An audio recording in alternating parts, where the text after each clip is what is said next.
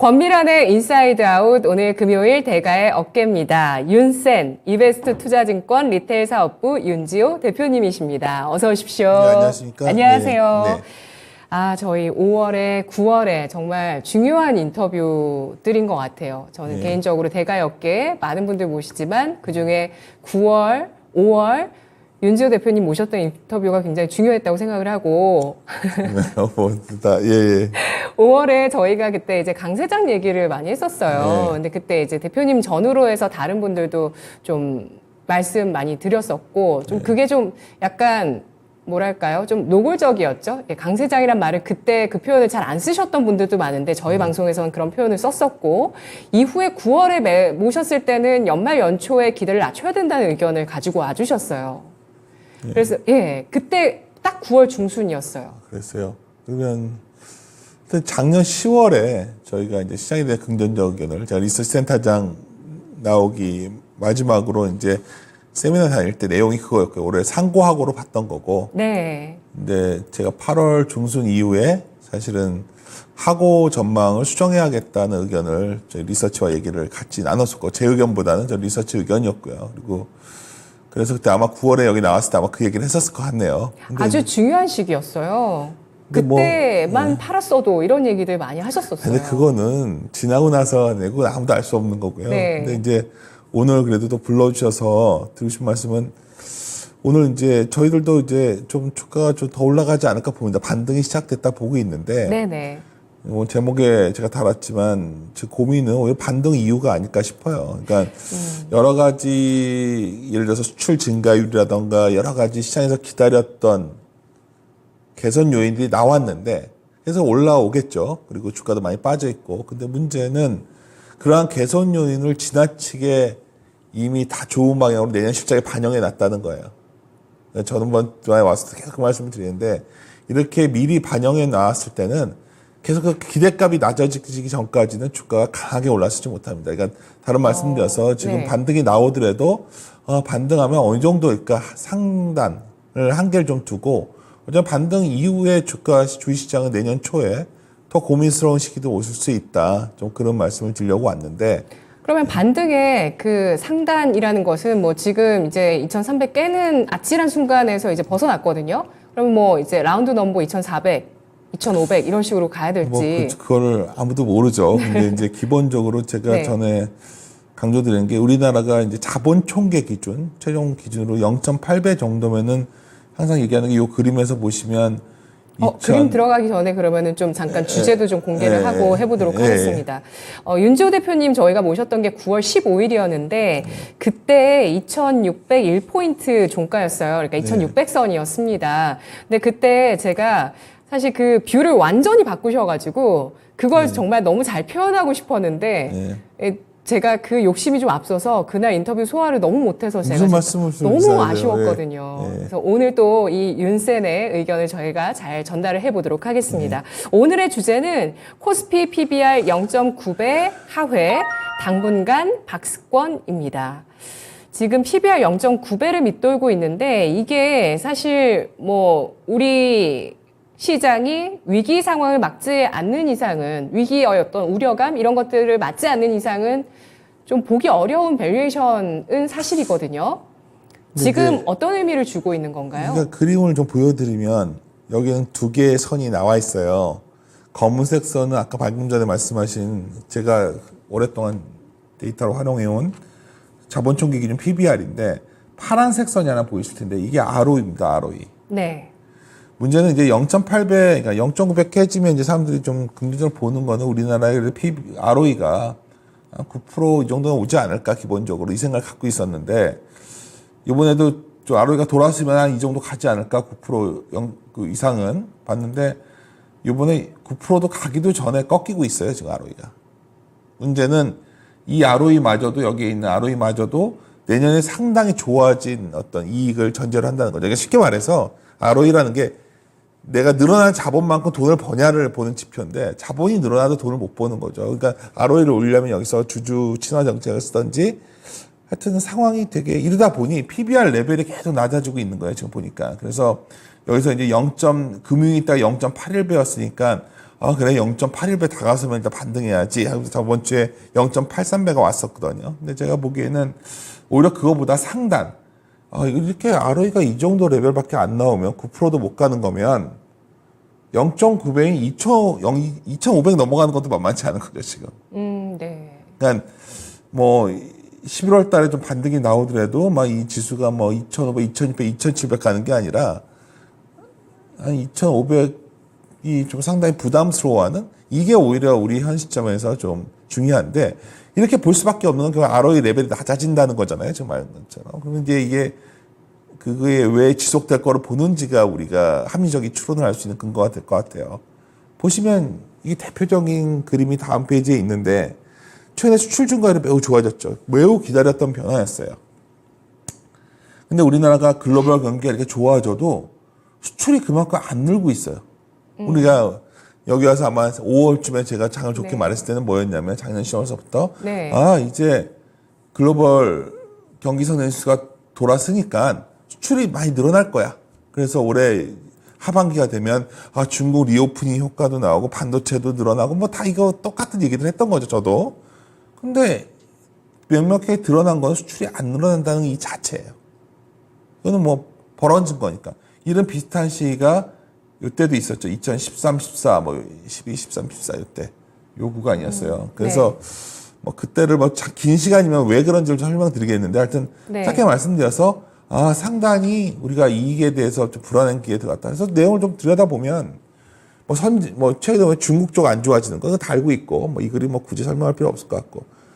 근데 이제 중요한 건 이거예요. 이걸 다 해결하는 방법은 미국과 중국이 어느 날 만나서 이제 막 사이려고 좀 있으면 뭐 바이든 시진핑이 만난다고 하니 사람들 기대를 하는데 제가 봤을 때는 그 만나는 이유는 우리 아주 큰 충돌은 하지 맙시다. 이 정도 얘기가 있는 거고요. 네. 기본적으로 둘의 경쟁 갈라지고 있어요. 그 대표적인 증거가 다음 그림인데 사실 미국 입장에서는 그 전체 교육에서 산업 생산과 비율을 보면 고용 늘리려면 하여튼 미국이 뭐 리쇼어링을 하든 뭐 하든 중국과 관계를 틀어야 되는 거예요. 지금. 그래야 고용이 늘어났잖아요. 이 그림 데이터 보면 뭐 극명하게 나오거든요. 그러면 그래서 나오는 뭐 짧은 시간에 그림 좀 예를 가져왔는데 그래서 미국의 무역 개입이 이렇게 커지는 거예요. 지금. 어마어마한 무역 개입이 과거와 비교가 안 되는 상황이에요. 그러면 많은 분들이 여기서 착각하는 거 매일 아침마다 미국 경제 지표랑 미국 지수 보면서 이제 미국이 오늘 올라왔으니까 우리 올라올 거야 뭐 이런 논리는 적절치 않아요. 지금은 그냥 미국 위주로 돌아가는 거예요. 지금. 네. 그러면 주변국들은 같이 어떤 그 과실을 나누기가 힘든 상황?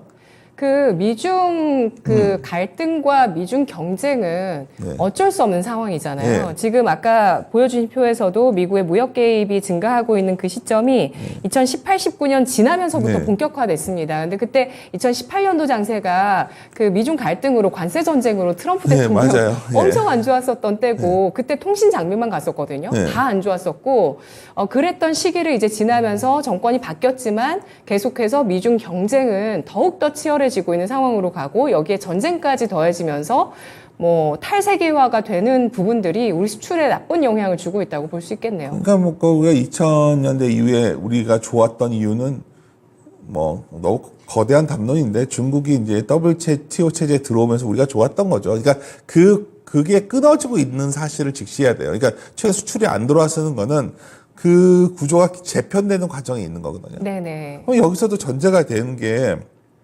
아마 제가 5월에 여기 나왔었을 때 그 얘기 똑같이 했을 것 같은데 그래서 우리가 할 만한 종목은 미국의 뭔가 의존이 높은 것들 예를 들어서 라면도 뭐 농심 같은 회사들 뭐 2차 전지도 해당됐었고 막 다 그랬는데 문제는 그 미국마저도 미국이 뭐냐면 소비인데 밑단이 흔들리고 있어요. 그러니까 물론 소비라는 거는 부자들의 소비가 가장 비중이 크죠. 근데 밑에 뭐 서민들의 소비도 중요한데 그게 대표적인 게 카드잖아요. 미국의 카드 지금 현재 최근에 대출이자 보면 어마어마하죠. 22.77%. 그리고 최근에 하여튼 신용카드 대출이 많이 늘어나요. 그러니까 미국의 사람들도 이제 빚으로 소비를 해야 되는 상황까지 온 거예요. 네. 근데 금리가 높아요. 그렇다면 우리가 여기서 생각할 수 있는 건 뭐 중국 쪽 모멘텀도 약해지는데 미국 소비도 내년에 올해보다 내년이 더 좋을 거라고는 아무도 그 얘기 안 하고 있거든요. 네. 쉽게 말해서 더 심플하게 얘기하면 미국의 GDP가 전분기 연율로 4.9 나왔는데 이거보다 더 나오겠어요. 그러니까 이게 꺾여 내려온 상황이면 예. 우리 기업이 내년에 좋아지는 강도가 엄청 세진 않겠죠. 근데 문제는 이거예요. 저번 시간에도 와서 얘기했는데 지금 이익 컨센서스가 와 이게 영업이익이 346조예요. 이거는 네. 여태까지 우리나라 기업이익 사상 가장 높은 수준이 내년에 이익 전망이 되어 있어요. 네네. 그러면 우리가 여기서 뭐 했지만 여기 막대기가 이 괴리가 커질 때 기대했던 것보다 낮아질 때 12, 13, 14년대에 주가가 매년 그 연도마다 한 10몇 프로씩 왔다 갔다 했거든요. 하락이. 그 장이 시작된 겁니다. 쉽게 말해서. 그러니까 자꾸 제가 뭐 이익 컨선 얘기를 하면 일반 투자자분들이 아무래도 이제 여기서 차트를 많이 보시고 하니까 저게 무슨 의미가 있나 하겠지만 사실 주식시장이란 기본적으로 기대에 대한 어떤 반응이거든요. 그게 다라고 보시는 예, 거잖아요. 근데 이 컨센서스가 그러면 지수의 이게 방향을 이끌고 그러니까 그게 다다. 저희 같은 전망이나 데이터를 다루었던 사람들 입장에서는 네. 그 매년 12월에 이 컨센서스가 매우 중요한데 근데 그거 대비해 나오겠죠. 이제 이게 이제 좀 낮추더라도 아마 최고 수준에 있다는 거죠. 그러면 내년은 무조건 이게 내려가는 시기예요. 그건 이 컨센서스가 충분히 내려가기 전까지 그리고 실적 시즌마다 실방할 확률이 매우 높아요. 그러니까 여기서 굉장히 조심해야 되는 걸 말씀드리고 싶은 거는 네. 실적 시즌에 실적 기대에 못 미치는 종목이 쇼크가 나온다. 그건 던져야 돼요. 제가 그거는 오늘, 막 무너지는 거예요. 예. 제가 오늘 증권사 분석을 보니까 이번 3분기 실적 시즌에서 전망치를 웃돌았던 비율, 영업이익 쪽에서는 비율이 좀 높더라고요. 네. 절반 정도 되는데 매출액 쪽에서는 전망치를 웃돌았던 비율이 한 5분의 1 정도밖에 안 되더라고요. 하여튼 영업이익으로 꽤 많이 나왔네요. 제가 생각했던 것보다 더 안 나오고 하여튼 이게 이제 점점점 가속화될 것이기 때문에 네. 일단 뭐 여기서 제가 어느 시기가 확 우리가 의미 있게 매수 보유 전략을 지금은 뭐 주가 많이 빠졌으니까 트레일리 PBR로 0.8배 전후에서 뭐 트레이딩 바이, 그러니까 트레이딩하는 매매하면서 사겠다는 전략을 가는 거죠. 지금 정도는. 네. 근데 그게 아니야. 나는 어떤 기업을 들고서 몇 년 갈 거야. 이 전략은 지금 쓰기는 좀 만만치 않다는 말씀을 드린 거고. 예. 그러니까 당연히 여기서 나오는 게 그러니까 예상 이익이 이렇게 높잖아요. 그러니까 싸 보이는 거예요. 그러니까 이거야 뭐 PER로 지금 10배가 안 된다 막 이런 얘기하는데 그거는 이 EPS 기업 이익이라는 수준이 너무 우리가 생각한 원래 나올 거 높게 나오니까 싸 보이는 거죠. 사실 이런 구간이 제일 위험합니다. 아, 네. 그러니까 많은 사람들이 혹시 내가 지금 현재 포드 PER로 몇 배밖에 안 돼. 이거는 지금은 되게 위험한 생각이고 오히려 이게 이익의 기대값이 얼마나 내려오냐. 이게 동행이나 후행을 하는데 이게 이제 기업 실적 발표할 때마다 내려올 거예요.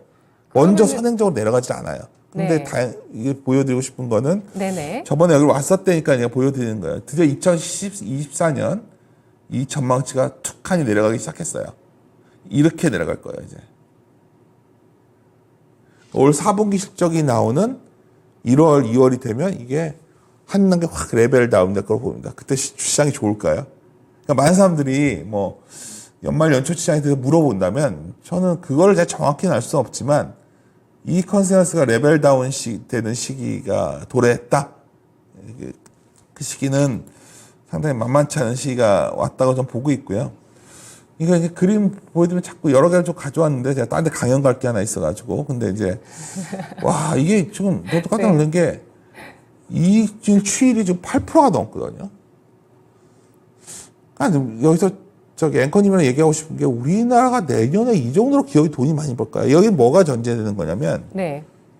상식적으로 금리가 이렇게 높은데 이렇게 돈을 벌 수 있을까요? 그러니까 여기서 금리라는 단어가 나오는 거예요. 우리가 네.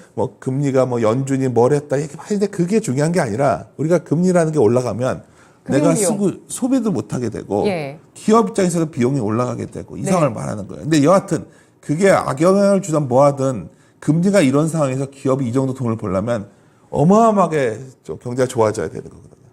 이 상황이 여전히 저희들이 보기에는 또 저와 저희 동료들이 보기에는 지금 정도에서 반등은 나오지만 오히려 반등 이후에 상당히 고민스러운 시기가 다가오고 있다 이렇게 판단하고 있습니다.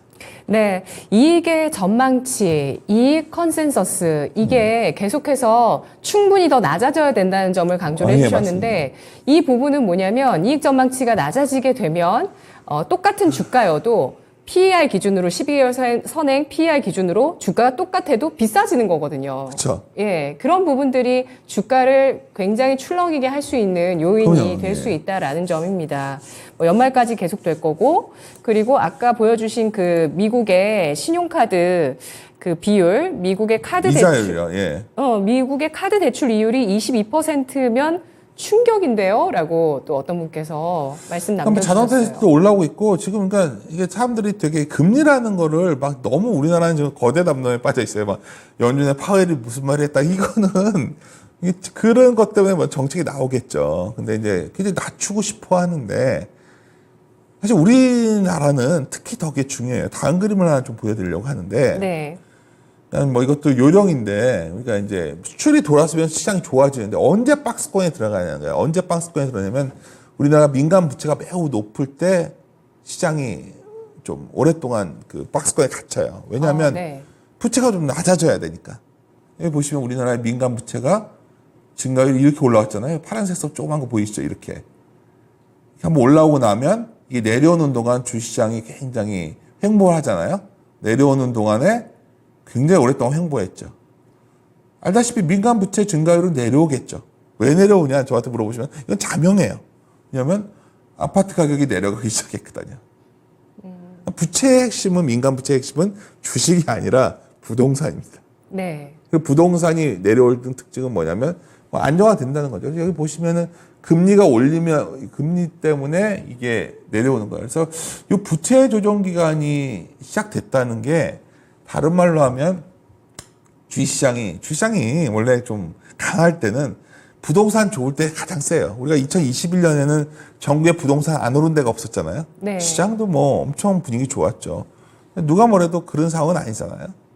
그래서 금리가 내려와야 되는데 참 이게 고민이에요. 금리가 확 내려오면 참 마음이 편할 텐데 아까 방금 전에 MC분께서 이제 과거 얘기를 하셨는데 특히 지금 고민은 우리가 그 80년대 이후에 그 금리가 이제 한번 내려가기 시작할 때 40년 그 사이클이 끝나가고 뭐 사이클이란 단어를 따라서 지금 오히려 70년대에 금리가 높았을 때 상황이 사람들이 공부를 하기 시작한 거예요. 요 그림인데 네. 요게 이제 1973년인데 뭐 오일 쇼크가 났었고 4차 전쟁. 근데 사실 그때 핵심은 뭐냐면 이런 거예요. 그때 원래 그 70년에 닉슨 대통령이 연준 의장을 바꿨는데 이분이 이제 연준 사상 가장 최악의 연준 의장을 불리는 아서 번즈라는 분이에요. 근데 이제 핵심은 이 사람이 정치권에 많이 휘둘렸거든요. 닉슨이나 이때. 그러니까 그 당시에 뭐 지금도 사실 연준이 약간 그런 경향이 있거든요. 거기다 내년에는 선거가 있어요. 네. 그래서 저는 금리라던가 이런 정책들이 또 재정을 갖다가 선거가 있다 보니까 전쟁도 있고 이럴 때 채권 발행을 많이 하거든요. 그래서 금리가 잘 안 떨어지는 거예요. 30년 국채가. 최근에 그나마 요즘 반등이 나온 거는 장기채 발행보다는 단기채 발행 늘린다고 해가지고 미국에서 좀 올라왔지만 기본적으로 국채 발행은 많을 겁니다. 그런 상황도 소위 우리가 굉장히 중요하게 보는 10년물 미국의 국채 10년이 많이 내려오면 정말 긍정적으로 작동되면 한 4% 올까요? 지금 4.7인가 그런데 5% 근처 갔다가 그 레벨이 낮을까요? 그러니까 이게 이런 식의 질문을 던지기 시작하면 무슨 기준은 높냐 낮냐를 보는 거냐면 아까 말씀드렸던 소위 기업의 컨센서스가 저전으로 좋게 나올 정도의 금리가 4% 레벨일까요? 아니라는 거죠. 그런 점에서 시장을 좀 비교하면서 바라보셔야지 절대적 금리는 어떻게 될 것이고 주식은 어떻게 될 것이고 뭐 이렇게 접근하면 쉽지 않다. 그래서 결론적으로 말씀드리면 시장은 박스권에 갇혔다. 갇혔고 ROE가 곧 정점이 나온다. 올라가던 게. 네. 그럼 ROE 레벨이 이번에 올라가 봤자 9%도 못 넘었다는 이 한국의 어떤 현실. 그 레벨이 금리는 올라가 버렸다. 이렇게 되니까 시장이 상방향이 굉장히 제한될 거라는 말씀을 드리는 거고 이게 개선되려면 결국 우리의 기대 수준도 바뀌어야 되겠고 뭐 근본적으로는 우리나라의 자본에 대한 그 이익이 높아지거나 자본에 대해서 주주 가치를 느끼거나 뭐 이게 나와야지 주시장이 레벨업 되겠죠. 근데 그건 제가 결정할 수 있는 사항은 아니기 때문에 네. 지금 시점에서도 이제 조심스럽다는 말씀드리고 있습니다. 저는 파월 연준 의장의 발언을 보면서, 그러니까 네. 지난번에 9월에는 굉장히 매파적으로 발언을 했고 전쟁까지 또 더해지고 뭐 예산안 문제까지 더해지면서 사실 이제 미국의 국채 금리가 이제 올라섰는데. 네. 그 파월 연준 의장이 미국장이나 이런 금융시장을 봤을 때 그런 좀 미국의 국채 수익률이 5%까지 올라가는 아주 긴축적인 환경이 좀 그때 당시는 필요했던 게 아닌가. 네. 그래서 그런 발언을 하지 않았나. 근데 최근에는 좀 떨어졌으니까 살짝 그래도 외파적에서 비둘기파를 섞어서 얘기하지 않았나 이런 생각도 들었어요. 제가 뭐 그 정도로 연준에 대해서 뭐 박식한 사람은 아니기 때문에. 근데 중요한 건 시장이 이렇게 마음대로 움직이지 않습니다. 제가 아까 좀 짧게 말씀드리니까 건너뛰었는데 네. 70년대 얘기를 꺼낸 거는 연준이 금리를 통제 못할 때가 어떤 상황이냐는 거죠. 이유는 지금 인플레 뭐 이런 것도 있겠지만 이렇게 인플레라는 것도 그냥 수요가 너무 좋아져서 나는 인플레라면 뭐 이렇게 그렇게까지 나쁠 수 있나요? 그게 아니라 뭐 공급 사이드 측면의 변화 때문에 좀 자극을 받는 상황이죠. 70년대. 지금도 약간 유사한 게 있잖아요. 네. 이번에 러시아 우크라이나 전쟁도 그랬지만 이번에 이스라엘 하마스도 그렇고. 두 번째는 재정이에요. 우리가 원래 닉슨은 공화당이었거든요. 근데 이제 뭐 갑자기 사족을 달자면 닉슨 대통령이 됐음에도 불구하고 공화당이었음에도 불구하고 엄청나게 이제 예산을 많이 써요. 그러니까 국채 발행이 많아지니까 금리가 올라간 거예요. 근데 지금 어떻죠? 뭐 우리가 바이든 정부에서 우리 미국의 소비가 이렇게 좋은 거는 어떻게 했던 간에 뭐 돈을 나눠주기까지 했잖아요. 복지 예산이 그만큼 컸던 거 아니에요. 코로나 때. 네. 비슷하게 그 물량들을 어떻게 할 거냐는 거죠. 그러니까 계속해서 지금부터 이제 내년의 문제는 뭐냐면 뭐 우리나라로 치면 부동산 PFD 있고 전 세계적으로 계속 내가 대출 받았던 것들이 다시 재대출 받아야 되는 시기가 오고 있어요. 뭐 이걸 리파이낸싱이라고 하는데 그걸 더 쉽게 내가 대출 만기가 다가오는데 내년에 이 대출을 뭐 10억을 받았는데 10억을 다 연장해 줄지 5억은 갚고 5억만 대출하라고 할지 아니면 더 중요한 게 있어요. 이거에 대한 대출 이자가 쌀 때 빌렸는데 지금 확 올라오겠죠. 계속 말씀드리는 거예요. 그 상황에서 누가 투자를 더 하고 누가 소비를 더 하겠냐는 거예요. 그게 내년 시작입니다. 그러니까 쉽게 말씀드려요. 근데 기업이익은 뭐냐면 내년에 투자도 늘고 내가 소비도 더 할 거야로 잡혀 있어요. 그러면 우리가 바보가 아닌 이상 전자의 가능성이 높다면 전자처럼 기업 우리 개인들도 소비하기가 좀 겁나는데 리파이낸싱도 되게 자신 없고 이렇게 되는 것이 기업 실적에 녹아내려야지 우리가 그때 의미 있게 주식을 살 수 있죠. 이게 무슨 말이냐면 주식 투자의 본질은 좋은 기업을 싸게 사는 거예요. 좋은 주가에 아주 싸진 않더라도. 그러면 좋은 기업이 뭔지는 대강 아신다면 지금 좋은 주가인지가 다 헷갈리기 시작한 거예요. 네네. 그래서 그 부분이 아마 연말 연초에를 바라보실 때 뭐 네. 이게 뭐 뻔한 얘기 같지만 어쩌면 이 컨센서스라는 말을 이렇게 좀 모르겠어요. 이렇게 일반 투자분들이 저거 괜히 뭐 복잡하게 얘기하나 하실지 모르지만 상당히 제가 오랫동안 그런 시장을 바라본 입장에서는 이렇게 뭔가 이 기대값이 높을 때는 상당히 당황스러운 상황이 생기더라. 지금 뭐 저도 이렇게 주가가 갑자기 더 이렇게 빠질지 몰랐지만 뭐 이런 상황의 근본적인 거는 사람들이 생각했던 것보다 상황이 안 좋기 때문에 벌어진 일이에요. 뭐 이게 우리가 파월도 얘기하고 온갖 얘기를 하고 있지만 그래서 그 상황이 좀 개선 여지가 좀 필요하고 뭐 제가 좀 덧붙이고 이제 마무리를 해보도록 하겠습니다. 이제 마무리할 시간이 됐는데, 그러니까 지금 오늘 윤지호 대표님의 의견은 좀 많은 것들이 내려와야 된다. 결국에 내년도는 경기 침체, 부채, 금리의 시험대가 될 건데 이익 컨센서스 내려와야 되고 민간 부채 내려와야 되고 금리도 내려와야 되는데 이게 내려올 만한 여건이 크게 안 된다. 그러니까 이 모든 게 느리게 내려올 거라는 거죠. 네. 근데 내려와야 된다. 그래야 시장이 조금 숨통이 더 트일 수 있고. 그러면 이제 우리가 의미 있게 주식의 위험을 확 담을 수가 있겠죠. 예. 그게 좀 고민이라는 말씀을 드린 겁니다. 아니면 여기에서 자본 총계 대비 PBR을 지표로 보시는데 ROE가 좀 높아질 수 있는 그런 뭐 지금까지 상황들. 잘 안 높아졌는데 배당 많이 높아지진 주셔야 않겠지. 됩니다. 예.